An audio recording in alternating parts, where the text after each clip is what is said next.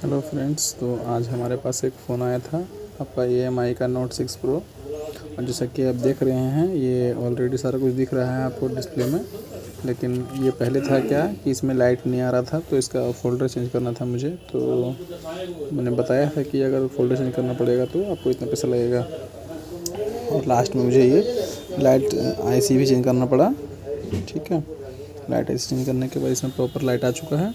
लेकिन चूँकि display already damage है, तो डिस्प्ले और ये लाइट दोनों का रिपेयर करना पड़ेगा। तो आप लोग ये कितना में बनाते हैं बताइए फ्रेंड्स।